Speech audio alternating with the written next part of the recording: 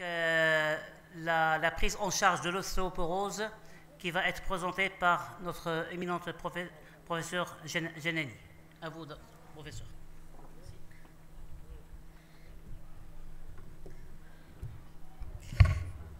Salam alaikum. C'est avec un énorme plaisir d'être aujourd'hui parmi vous pour participer à votre 6e congrès. Donc je tiens à remercier vivement les organisateurs de ce congrès et je tiens aussi à remercier le laboratoire FI pour leur collaboration.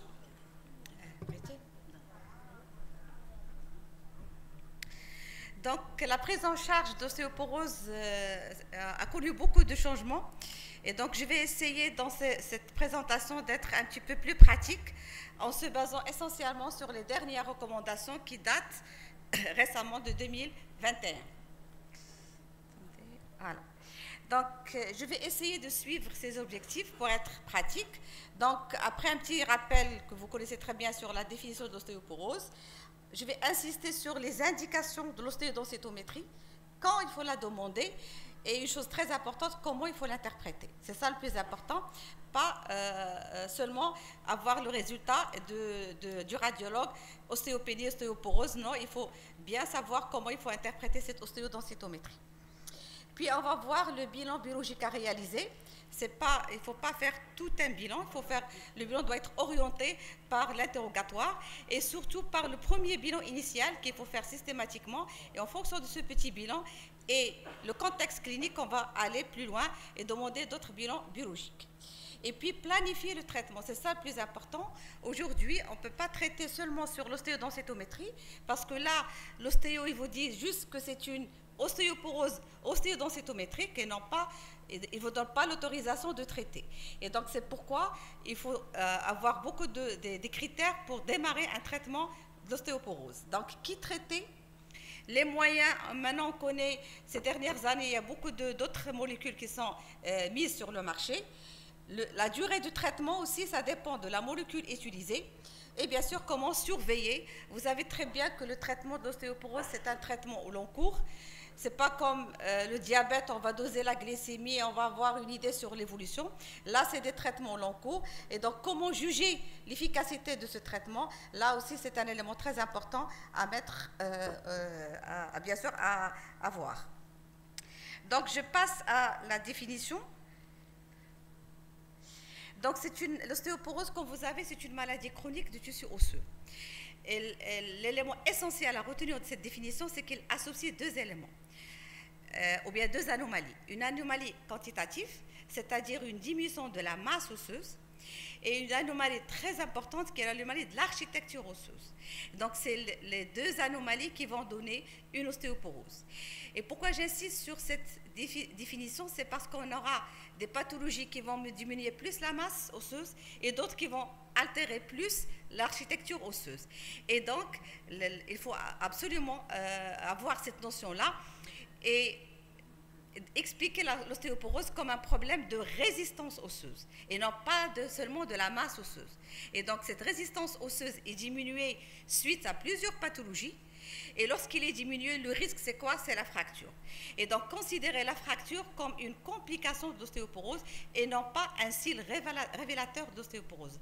Ceci dit, ça veut dire qu'il faut détecter l'ostéoporose avant la fracture. Maintenant, on a beaucoup de moyens pour détecter cette fracture et détecter les personnes à risque de développer une fracture. Ceci va un petit peu faciliter la prise en charge d'ostéoporose en 2021. Donc là aussi, il y a d'énormes progrès concernant les thérapeutiques. Donc il y a de nouvelles molécules qui sont mises sur le marché. Donc voilà, donc l'ostéoporose, c'est un problème de résistance et non pas seulement de masse osseuse. Il y a la résistance et il y a l'architecture. Et donc là, la conséquence de cette diminution de la résistance osseuse va nous donner la fracture qui est une complication. Pourquoi j'insiste beaucoup sur cet élément-là? C'est parce qu'on peut demander une ostéodensitométrie et donc le résultat de l'ostéodensitométrie, il y a deux cas. Soit je vais avoir sur les résultats de l'ostéodensitométrie une ostéopénie, et donc je vais dire cette malade ne nécessite pas de traitement, je vais la laisser tranquille, je vais la surveiller, alors que c'est une malade qui a plutôt un risque de développer des fractures parce qu'il n'a pas seulement la masse n'est pas très diminuée, mais c'est la résistance qui est diminuée. Et là, c'est une malade qu'il faut traiter, même si la masse osseuse n'est pas très diminuée. Le contraire aussi peut exister. L'autre cas de figure, c'est que je peux avoir une masse osseuse qui est diminuée. L'ostéodensitométrie parle d'ostéoporose, alors que cette malade, si je calcule le risque de faire une fracture, c'est un risque qui n'est pas très important. Et donc là, je ne vais pas aller la traiter. Donc c'est très important d'avoir cette notion de résistance et non pas seulement de masse osseuse. Et là, je vais rapidement passer, ça je sais que vous le connaissez, la classification d'ostéoporose. Vous avez l'ostéoporose primitive, vous avez la plus fréquente, c'est la post-ménopausique, et vous avez l'ostéoporose sénile, ça touche les deux sexes. Et vous avez essentiellement les ostéoporoses secondaires, et là c'est très important, c'est un chapitre qui est très lent, donc là il faut bien sûr connaître les principales étiologies de l'ostéoporose secondaire, notamment les corticoïdes, ça c'est très fréquent dans notre contexte, les rhumatismes inflammatoires chroniques, la SPA et la polyarthrite rhumatoïde, l'hyperparathyroïdie, ça aussi c'est une pathologie fréquente de l'ostéoporose, et bien sûr les autres problèmes, le tabac, le diabète, tout ça c'est des facteurs favorisants de l'ostéoporose. Et donc c'est très important avant de retenir, pour le sujet âgé, l'ostéoporose sénile, ça ne pose pas de problème, c'est au-delà de 75 ans, donc on peut penser sans problème. Mais c'est pour l'ostéoporose post-ménopausique et surtout l'ostéoporose masculine, là il faut voir ses causes secondaires avant de retenir la primitive et commencer le traitement. Pourquoi? Parce que si on ne détecte pas la cause de l'ostéoporose, par exemple, si j'ai une ostéoporose secondaire à l'hyperparathyroïdie, si je ne fais pas le nécessaire pour diagnostiquer cette pathologie-là, je peux commencer un traitement alors que le problème n'est pas dans la masse osseuse de la résistance, elle est dans l'hyperparathyroïdie. Et là, il faut un traitement étiologique pour augmenter ma masse osseuse. Donc, c'est très important d'éliminer les causes secondaires avant de retenir l'ostéoporose primitive, surtout la masculine et la post-ménopausique. Donc, le deuxième objectif de notre topo, on va être un petit peu plus dans la pratique, c'est quand demander l'ostéodensitométrie et comment l'interpréter. Donc, on demande l'ostéodensitométrie dans 3 situations. Soit que le malade a des signes fonctionnels, et essentiellement, c'est les rachialgies, c'est les douleurs rachidiennes mécaniques. Ces douleurs rachidiennes peuvent survenir soit de façon aiguë, et là, c'est automatiquement, ça évoque une fracture vertébrale, ou bien de façon chronique, des rachialgies chroniques, et on voit que le malade, au fur et à mesure, il commence à avoir des troubles statiques vertébrales. Donc, je vais insister surtout sur le fait de se révéler par une rachialgie aiguë. Ça, c'est très important. Les gens qui font une rachialgie aiguë après l'âge de 55 ans, 60 ans, ça ne peut pas être un lumbago bénin. Même si le tableau clinique est mécanique, etc. Non, si on va faire une lombalgie aiguë, on va la faire vers l'âge de 20 ans, 25 ans. C'est là où il y a vraiment le diagnostic de lombalgie aiguë qui est dû à un problème musculo-ligamentaire, une torsion musculo-ligamentaire. Mais si une personne fait une lombalgie aiguë après 55 ans, 60 ans, ça ne peut être qu'une fracture vertébrale. Et là, c'est très important d'avoir cette comparaison entre l'âge et le tableau clinique. Et bien sûr, là aussi, on peut avoir des rachialgies chroniques, on peut les lier juste à un problème dégénératif. Là, l'élément très important qui attire notre attention, c'est les troubles statiques. Donc, si le malade commence à suffuser son dos, là, on n'est pas dans un problème dégénératif bénin, on est plus dans un problème osseux. Et donc, il faut le bilanter et essayer de confirmer le problème osseux. Donc, soit devant des signes cliniques, rachialgie aiguë ou chronique, soit devant une perte de taille, soit que un malade qu'on suit pour un problème diabétique, hypertension, n'importe quelle pathologie, et on remarque au fur des années qu'ils commencent à perdre de leur taille. Et donc, si on a l'habitude de prendre la taille dans les premières consultations et faire le suivi, donc si un malade a perdu si on connaissait sa taille à l'âge adulte, il perd à peu près 4 cm par rapport à la taille à l'âge jeune, là c'est un indicateur de faire une ostéodensitométrie parce qu'il risque d'avoir une ostéoporose infraclinique. Ou bien, si on le suit dans les consultations pour un problème chronique X, et par exemple, entre les années, on commence à avoir une différence de taille de 2 cm. Là aussi, ça doit attirer notre attention. Ça veut dire que le malade est en train de faire des fractures vertébrales et le risque là, c'est qu'il passe inaperçu. Généralement, l'ostéoporose, c'est une maladie très silencieuse et donc le risque là est de développer une ostéoporose avec le risque surtout de fracture qui passe comme ça inaperçu. Et là, je vous rappelle pardon, ou bien face à une fracture vertébrale. Donc, 3 situations, on va demander l'ostéodensitométrie. C'est soit des douleurs rachidiennes aiguës chroniques, soit une perte de taille, et là, il faut avoir un suivi correct des malades, ou bien devant une fracture. Et là, il faut voir les fractures sévères et les fractures mineures. Pourquoi on fait cette séparation? Parce que l'indication thérapeutique dépend de la nature de la fracture. Et là, l'ostéodensitométrie vient pour deux objectifs. Si c'est une fracture sévère, c'est juste, ça va nous aider pour avoir une idée sur la masse osseuse et pour faire le suivi de traitement. Mais s'il s'agissait d'une fracture mineure, là, l'importance de l'ostéodensitométrie, c'est qu'elle va nous aider pour indiquer le traitement.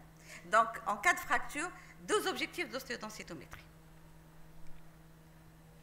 Et voilà, là, juste une fracture vertébrale que vous voyez sur la radiographie standard et puis confirmée par le scanner. Là aussi, c'est une fracture du poignet. Là, c'est le col fémoral. Et là aussi, c'est les fractures costales.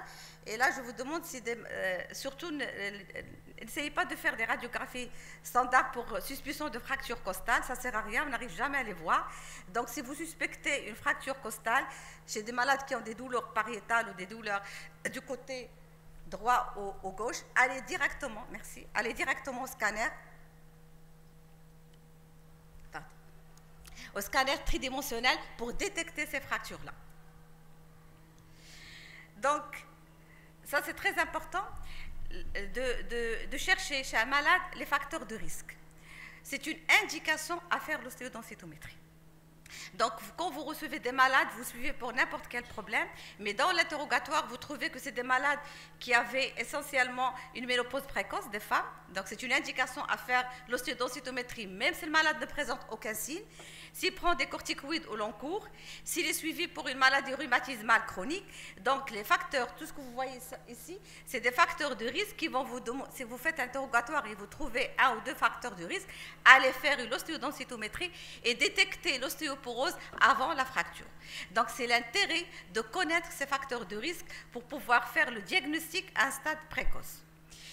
Le troisième intérêt de l'ostéodensitométrie, c'est qu'il permet de faire le suivi des traitements. Vous savez très bien que le traitement est un traitement au long cours, et donc on a besoin à peu près de vérifier l'efficacité de ce traitement. Donc c'est le meilleur paramètre pour évaluer un petit peu le traitement de l'ostéoporose. Donc je me résume, vous faites une ostéodensitométrie quand vous avez des signes cliniques, soit rachialgie aiguë ou chronique, vous avez un problème de taille, une perte de taille, ou bien quand vous avez une fracture chez un malade, qu'elle soit sévère ou mineure. Deuxième situation, si vous avez des facteurs de risque, c'est-à-dire que le malade n'a rien, mais dans votre interrogatoire, vous trouvez qu'elle a des facteurs de risque, et là aussi, vous allez demander une ostéodensitométrie pour détecter l'ostéoporose avant la fracture. Ou bien, malade est déjà connu ostéoporotique, elle est sous traitement, donc elle aura sa place pour faire de son traitement. Donc voilà un petit peu l'appareil d'ostéodensitométrie qui existe dans notre service. Voilà un petit peu le résultat d'un malade qui a fait une ostéodensitométrie. Et là, pourquoi j'ai dit, il ne suffit pas seulement de voir le résultat final, il faut savoir interpréter l'ostéodensitométrie. Et là, parce que vous savez très bien que cet examen, ce n'est pas un examen d'imagerie, c'est un examen de mesure. Et donc, on peut se tromper lorsqu'on va un petit peu calculer les mesures de cet examen. Et là, exprès, je vous ai mis cette ostéodensitométrie pour vous montrer comment il faut un petit peu l'interpréter et quelles sont les erreurs qu'on peut avoir lorsqu'on ne sait pas vraiment comment interpréter cette ostéodensitométrie. Donc, il ne suffit pas de voir, là, c'est la zone où il n'y a pas d'ostéopénie. La zone jaune, je ne sais pas, vous voyez? Ah, j'arrive pas. La zone jaune où vous avez, c'est la zone où on parle d'ostéopénie. Et la zone verte, c'est là où on parle d'ostéoporose. Et là, avec un petit, là, c'est le point noir que vous voyez, je ne sais pas si vous arrivez à le voir, c'est là où on met le malade, ça dépend en fonction de sa masse osseuse, est-ce qu'il va être dans la zone verte, ou jaune, ou rouge. Et donc là, généralement, nous, on voit que la plupart voient que c'est le malade est situé où, on va voir sa masse osseuse et on dit ostéoporose, ostéopénie. Non, il faut voir le schéma. C'est très important de voir le schéma. Pourquoi? Parce que là, si vous voyez ce schéma de Rachis-Lambert, vous voyez la ligne inférieure il dépasse la L4. Regardez, si vous voyez L1, L2, L3, L4, la ligne inférieure dépasse L4. Ça veut dire que cette masse osseuse qu'on va vous donner, elle est faussée. Normalement, l'ANI, il doit s'arrêter à la limite inférieure ou bien plateau inférieur de la vertèbre 4. Et donc là, on peut vous majorer la baisse de la masse osseuse, alors que c'est un problème seulement technique, c'est un problème de mesure. Et donc là, faites attention, quand vous voulez interpréter une ostéodensitométrie, regardez les figures et regardez est-ce que les lignes sont bien respectées. Donc ça, c'est un élément très important parce qu'on peut avoir beaucoup d'erreurs dans l'interprétation de ces ostéodensitomètres. Donc, comme j'ai dit, c'est une méthode de mesure, mais de nos jours, c'est le paramètre le plus important pour mesurer la masse osseuse et pour prédire le risque de fracture. Et heureusement qu'on a pu développer d'autres logiciels qui nous permettent un petit peu de calculer le risque de fracture et améliorer la prise en charge de nos malades. Et ces nouveaux logiciels sont essentiellement la VFA, c'est-à-dire grâce à cet examen, on va voir s'il y a des fractures vertébrales.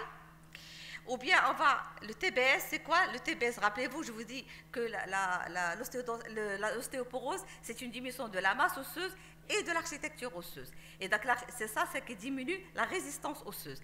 Et donc, grâce à ce logiciel, on peut avoir une idée sur la résistance osseuse. Et donc, grâce à cet examen-là, à ce logiciel-là, on peut détecter des malades qui ont une masse osseuse qui n'est pas très basse, mais qui ont une résistance osseuse qui est basse. Et donc, ça permet un petit peu de faire le diagnostic avant la fracture. C'est ça notre objectif, c'est diagnostiquer la maladie avant la fracture. Et puis, on peut aussi faire tout ce qu'on appelle la DEXA de composition corporelle, qui va nous donner une idée sur la masse graisseuse, sur la masse musculaire. Et donc, là aussi, ça nous permet un petit peu d'avoir une idée sur le profil des malades qu'on doit traiter. Donc, voilà la VFA, donc, qui permet de voir tout le rachisme dorsal et lombaire, mais à partir de T4. Et donc, on peut avoir une idée sur les différentes hauteurs vertébrales, la hauteur vertébrale, et donc détecter les fractures vertébrales avant, bien sûr, les signes cliniques. Et c'est un examen qui est peu éradiant, donc ça nous permet aussi de faire le suivi. Donc, si un malade a déjà une fracture, par exemple, je dis n'importe quelle vertèbre, L2 par exemple, on traite et on peut faire le suivi par cet examen qui n'est pas éradiant, ou bien peu éradiant, et faire le suivi de ces malades-là pour détecter peut-être une deuxième fracture. À ce moment-là, vérifier est-ce que le traitement est efficace, renforcer le traitement, donc ça nous permet un petit peu de redresser notre conduite thérapeutique. Donc voilà des images qu'on peut avoir avec les nouveaux logiciels de l'ostéodensitométrie. Vous avez TBS, qui est du côté gauche, et la composition corporelle du côté droit. Et donc là, grâce à ces logiciels-là, on a pu améliorer la prise en charge des malades ostéoporotiques et mieux calculer le risque de fracture et mieux cerner les indications thérapeutiques.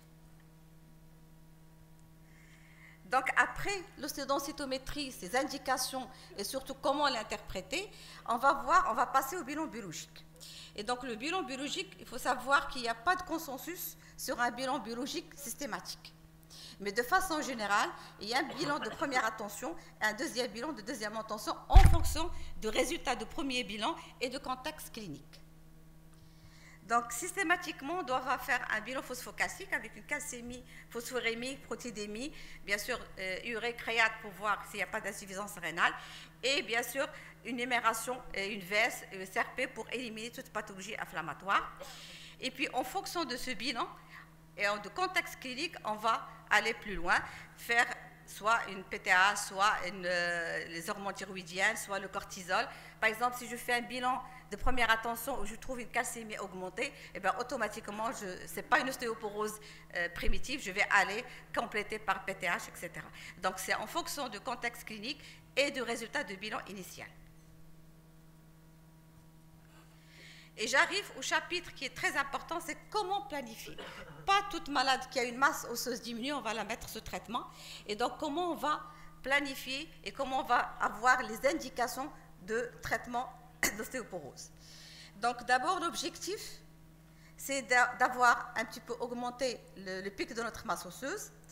C'est essentiellement dépister et contrôler les facteurs de risque. Ça, c'est très important. Et ça, c'est grâce essentiellement au traitement non médicamenteux, on va le voir. prévenir la première fracture ostéoporotique, ou bien s'il y a déjà une fracture, prévenir la deuxième fracture ostéoporotique. Et ça, c'est très important parce qu'un malade qui a déjà fait une fracture, il a un risque très important de faire une autre fracture. Et si c'est la première est bénigne, par exemple poignet ou vertébrale, il risque de faire une fracture d'extrémité supérieure du fémur. Et ça là, c'est une fracture qui est sévère. Il y a un risque même de mortalité. Donc, c'est très important d'avoir, avant de traiter ces malades, d'avoir ces objectifs dans notre tête pour, bien sûr, traiter à la cible et traiter de façon très énergétique. Et donc là, le traitement non pharmacologique, essentiellement, la première des choses, c'est toujours conseiller aux malades de garder une activité physique, essentiellement la marche. Et donc ça, c'est très important, ça permet un petit peu d'améliorer le renouvellement osseux, et donc c'est toujours bénéfique, même si le malade a déjà fait une fracture d'extrémité supérieure du fémur. Après, bien sûr, le traitement, vous pouvez lui conseiller de reprendre la marche, bien sûr, tout doucement, et ça, c'est très important, aussi bien pour le sujet jeune que pour le sujet âgé. Donc c'est très bénéfique pour l'os et pour la prévention aussi des fractures. Bien sûr, le tabac et l'alcool, c'est nocif pour notre os, donc il faut les éviter. Chez les malades qui ont, bien sûr, de toute façon, c'est nocif pour la santé en général. Et surtout, l'élément essentiel, c'est de lutter contre les chutes. Et ça, c'est très important. Les malades qui ont un problème, par exemple, de la vision, il faut corriger la vision. Les malades qui sont suivis pour des problèmes anxieux ou dépressifs, donc ils prennent des traitements, donc il faut être vigilant avec ces malades-là, il faut leur dire qu'ils risquent de chuter et donc risquent de fracture. Donc là, c'est très important de donner des conseils à ces malades qui risquent de faire des chutes et donc le risque de fracture. Donc ça, c'est un élément très important à dire à nos malades pour éviter, parce que la chute, c'est la principale cause des fractures. Et donc là, il faut l'éviter au maximum en suivant certains conseils que vous allez donner à vos malades. Et là, un élément très important, parce qu'apparemment, c'est-à-dire il y a beaucoup de régimes alimentaires pour maigrir, etc. Et donc, ils sont un petit peu soit hyperprotidiques, soit hypoprotidiques, etc. Et ça, c'est très nocif pour notre os. Et donc là, les gens qui font ces régimes-là, ils risquent un petit peu de perdre pas seulement de la masse graisseuse, mais aussi de la masse musculaire. Et donc là, c'est très important, surtout pour ces malades-là qui font des régimes comme ça, de leur expliquer que ce n'est pas bien pour... peut-être qu'ils vont perdre de leur poids, mais ils vont un petit peu abîmer leur os. Et donc ça, c'est très important de voir ces malades-là qui font ces régimes-là et de leur donner des conseils de continuer à avoir une alimentation. On peut maigrir tout en gardant une alimentation bien équilibrée et en prenant en considération l'apport journalier des protéines, mais aussi de calcium et de vitamine D. Et ça, c'est très important à transmettre à nos malades. Donc, qui traiter? Et donc là, c'est très important de savoir quels sont les malades qu'on doit mettre sous traitement anti-ostéoporotique. Donc, je vais essayer de voir les trois situations les plus fréquentes. C'est d'abord chez la femme en post-ménopause. Et donc là, on ne va pas traiter toutes les malades après la ménopause, on va traiter en fonction des facteurs de risque et en fonction, bien sûr, de l'ostéodensitométrie.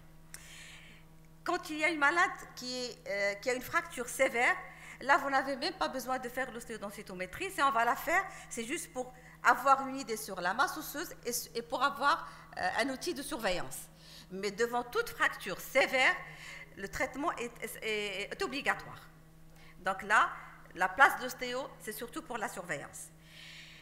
Ça, c'est devant les fractures sévères, chez une femme en post-ménopause. S'il y a une fracture mineure, et je vous ai donné les différentes fractures mineures, par exemple le poignet, c'est une fracture mineure, là, on va traiter lorsque le T-score est inférieur à -2 déviation standard.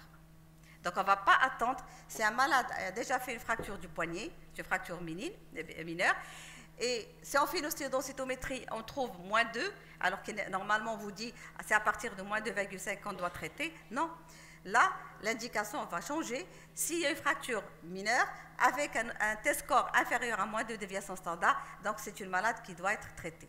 Parce que là, même si sa masse osseuse n'est pas arrivée à moins de 2,5, là c'est sa résistance qui est diminuée, c'est l'architecture qui est altérée, et donc il faut traiter ces malades malgré qu'on n'a pas une diminution de la masse osseuse jusqu'à l'ostéoporose. Et donc ça, c'est des éléments très importants à connaître.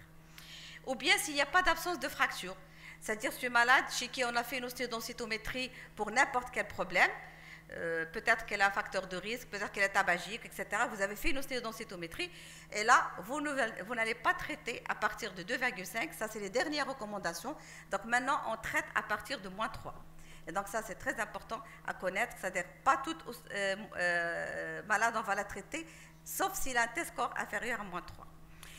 Et là aussi, si vous recevez des malades, des femmes en postménopause entre l'âge de 50 ans à 60 ans, et même si l'ostéodensitométrie a moins 2,5 et moins 3, il faut attendre jusqu'à 60 ans pour démarrer un petit peu le traitement, parce que la chose sur laquelle je veux surtout insister, c'est qu'on traite. Ce n'est pas parce qu'on veut augmenter la masse osseuse qu'on veut avoir un gain osseux très important. Non, l'objectif essentiel de traitement, c'est qu'on ne doit pas arriver à la fracture. Donc le traitement, c'est pour éviter et prévenir la fracture. Et donc pour éviter et prévenir les fractures, on va utiliser des scores et des critères pour dire quelle est la malade ou bien quelle est la patiente qui va faire des fractures. Et c'est ces malades-là qu'il faut traiter. Et ça, c'est très important à connaître. Et c'est comme ça qu'on a pu un petit peu restreindre un petit peu les indications thérapeutiques.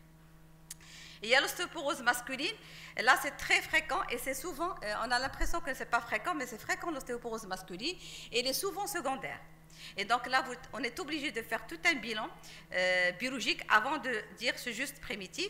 Et là, le traitement rejoint celui de la femme en postménopause, ça veut dire fracture sévère, fracture mineure, absence de fracture. Donc c'est la même conduite thérapeutique que chez la femme ayant une ostéoporose postménopausique. L'ostéoporose cortisonique, elle est très fréquente malheureusement parce que les corticoïdes sont largement prescrits et on risque cette complication à partir d'une dose de 7,5 mg par jour au-delà de 3 mois. Et donc là, c'est très important de préserver l'os quand on doit prescrire des corticoïdes au long cours. Et là, il y a deux catégories. Soit vous êtes face à une femme ménopausée ou bien un homme au-delà de 50 ans. Et donc là, il y a des indications pour traiter. Soit le malade a déjà fait une fracture, et là on n'hésite pas, on va traiter le malade, ou bien elle a un test score inférieur à moins de 2,5. Donc quand il y a une prise de corticoïdes au long cours, on ne va pas attendre le test score à moins 3. On doit traiter ces malades-là à moins de 2,5. Ou bien on est devant une femme qui n'est pas ménopausée, ou bien un homme qui a un âge inférieur à 50 ans. Et donc là, on va traiter seulement quand il y a fracture sévère. Donc voilà un petit peu les nouvelles indications. Ce que je vous rapporte maintenant, c'est les recommandations de 2021. Comment on va traiter ces malades en fonction des facteurs de risque, en fonction de l'examen d'ostéodensitométrie. Et surtout, l'objectif de notre traitement, c'est prévenir les fractures et non pas avoir un gain ostéodensitométrique. Donc voilà, j'ai résumé ça avec ce tableau-là. Donc fracture sévère, on n'hésite pas, on n'a même pas besoin de demander l'ostéodensitométrie, donc on commence notre traitement. Fracture mineure, là, c'est soit on va calculer un score qu'on dit le score de Frax, qui calcule un petit peu les facteurs de risque et nous donne une idée sur le risque de fracture, ou bien si l'ostéodensitométrie vous donne un résultat de moins 3, à ce moment-là, vous devez traiter de façon systématique. Donc après, qui traiter? On va voir un petit peu les molécules qui existent dans notre arsenal thérapeutique. Là, je ne reviens pas sur les biphosphonates, ils sont très connus, ils sont très efficaces, et donc là, on sait très bien les manipuler. Et donc, vous avez pas mal de biphosphonates qui sont très efficaces et qui peuvent prévenir la fracture. Je vais juste dire que c'est l'avantage de ces biphosphonates par rapport aux nouvelles molécules, c'est qu'il y a un effet rémanent. Et donc, les malades, même si on arrête le traitement, ils sont un petit peu couverts au moins pendant une année, et pour certains même plus qu'une année. Et donc, ça, c'est un avantage des biphosphonates. Il y a le tiriparatide, c'est un traitement, c'est le seul traitement qui est ostéoformateur, et donc c'est un traitement très efficace. On le laisse essentiellement quand il y a, c'est un traitement de deuxième ou troisième ligne, quand il y a une contre-indication au biphosphonate, ou bien quand il y a une ostéoporose très sévère. On peut commencer par d'abord booster l'os et donner la formation osseuse avec le tiriparatide, et puis on fait le relais par un biphosphonate, parce que le tiriparatide, on le donne seulement pendant 18 mois, et après, et une fois on l'arrête, la chute peut continuer. C'est pourquoi il faut faire un relais par les biphosphonates. Vous avez un anti-glycan qui est le dédusumab, c'est le Prolia, qui existe aussi au Maroc. Et là aussi, c'est un traitement antirésorptif. Là aussi, on le donne tous les 6 mois en subcutané. Là aussi, il a un effet très bénéfique sur l'os et permet aussi de stopper la baisse de la masse osseuse. Mais là aussi, ce traitement-là, le seul problème, c'est qu'à l'arrêt, on peut avoir la chute, donc il n'a pas un effet rémanent comme les biphosphonates. Vous avez aussi les anticatepsines K qui sont aussi très efficaces. Donc, là aussi, on les garde essentiellement pour tout ce qui est ostéoporose sévère, ostéoporose chez des malades qui ont des problèmes, des contre-indications pour les biphosphonates. Là, ils gardent leur place dans ces indications. Donc voilà, on a vu qui traiter, on a vu quels sont les moyens thérapeutiques qui existent entre nos mains. Et là aussi, il y a tout, on parle de calcium, vitamine D, quel est leur intérêt, s'il faut les prescrire, non pas les prescrire. Donc là, je vais faire un petit résumé sur cette thématique-là. Donc, pas tout le monde, on va leur donner de la vitamine D et de calcium. Donc là, le calcium, et j'insiste beaucoup, il faut essayer d'avoir le calcium par la voie alimentaire, parce que c'est celui qui est moins toxique pour l'organisme, et c'est celui qui ne va pas donner beaucoup de calcification des vaisseaux. Et ça, c'est très important.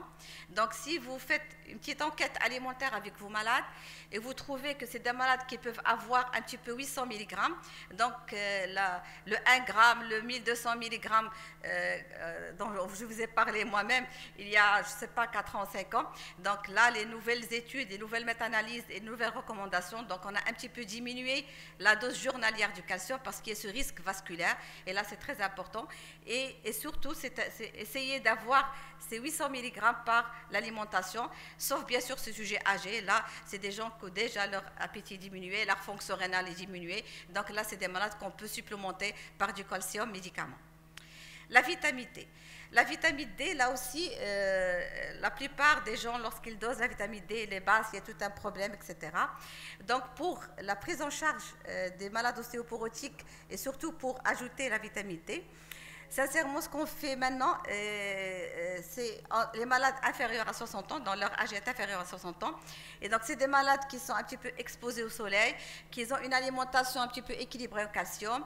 Si on dose leur taux de calcium et de phosphore, on le trouve normal. Chez ces malades-là, on ne dose même pas la vitamine D, donc on les traite. Mais lorsque vous avez des malades au-delà de 60 ans, des malades qui ne sortent pas beaucoup, là, je préfère un petit peu avoir un seul dosage au départ.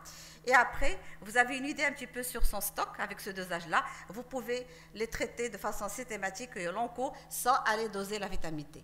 Pourquoi? Parce que c'est juste la dose toxique de vitamine D, elle est très très élevée. Et donc, vous ne risquez pas vraiment d'arriver à cette dose toxique. Donc, évitez de demander systématiquement le dosage de vitamine D. Surtout ces sujets, pour avoir une idée seulement de la valeur de base de départ, et après vous pouvez continuer à la donner sans aucun risque. Sujet jeune, s'expose au soleil, évitez de doser la vitamine D, c'est votre bilan phosphocalcique qui est tout à fait normal. Vous allez la doser, c'est parce que vous trouvez une hypocalcémie, une hypocalciurie, etc.